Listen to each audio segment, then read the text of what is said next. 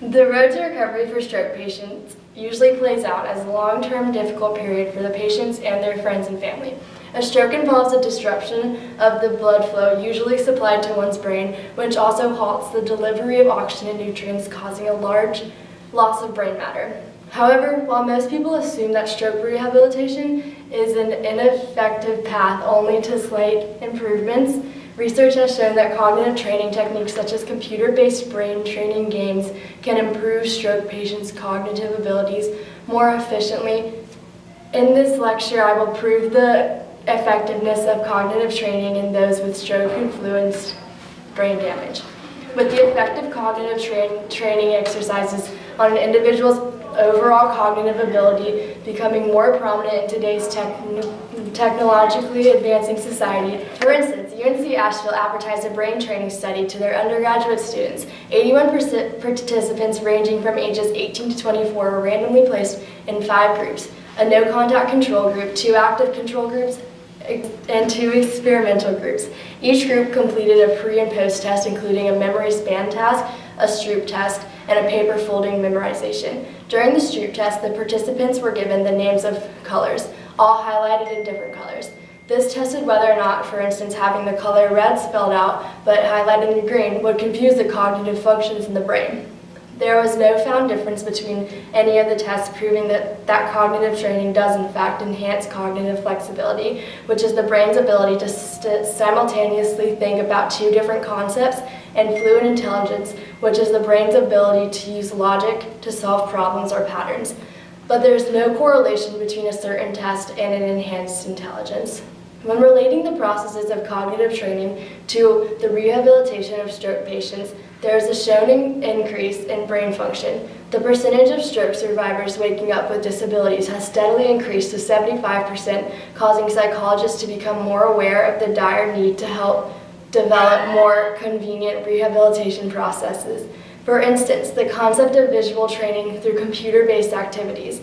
According to the scientific journal, The Effect of Visual Training on Cognitive Function in Stroke Patients, data was collected involving 80 stroke patients ranging from ages 45 to 74. They were split into 2 groups, the experimental group and the control group. The experimental group was treated with conventional nursing therapies involving visual training, while the control group simply went through a repetition of conventional stroke rehabilitation therapies. The experimental group went through 4 particular programs, 1 program a week, 5 times a week for 30 minutes. These programs included activities ranging from mocking patterns to recognizing street signs. Before the groups began their assigned treatments, they had similar conditions. However, once their 4-week training period ended, the experimenters noticed that the experimental group's ratings and total score were much higher than the control groups.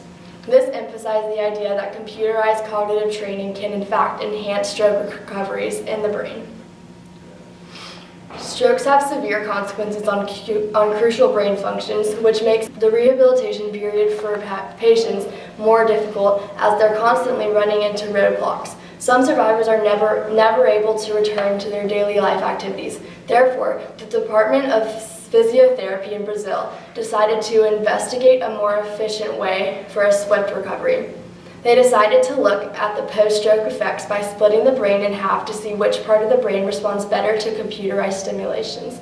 They gathered 40 patients, 20 stroke patients and 20 healthy people, and divided them into 4 different groups. The 4 groups included those with right brain injuries, those with left brain injuries, and healthy people training the right side of their brain with healthy people training the left side of their brain.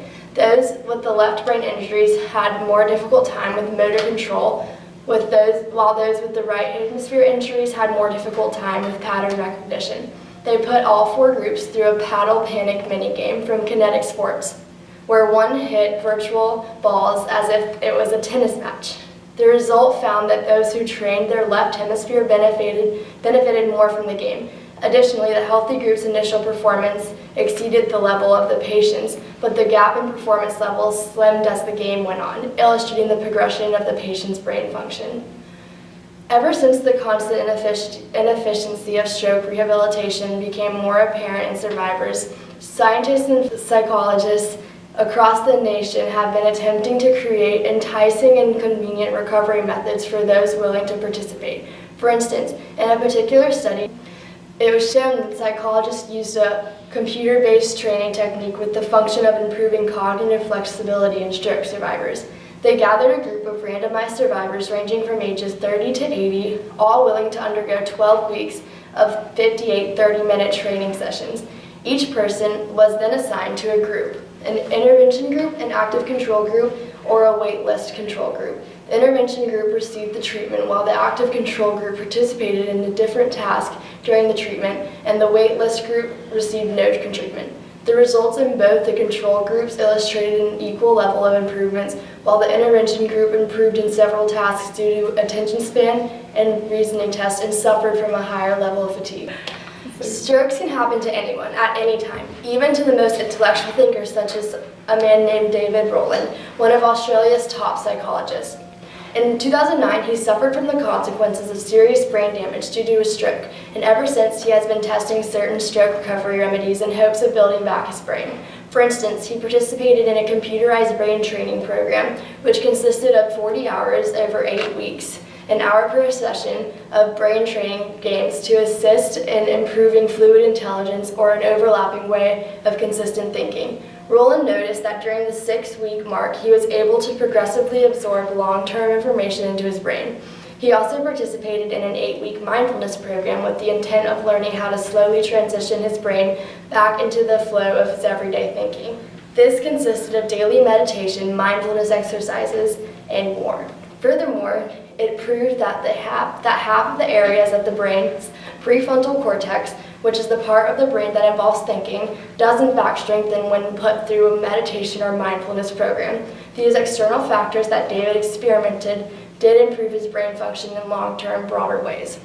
With the provided trials involving computer-based training techniques, it can be concluded that this new technology can assist in the rehabilitation of stroke patients' brain functions. This process will enable a more efficient and beneficial recovery period, aiding in the fluid intelligence and cognitive abilities of the patient and their overall mindset during the recovery.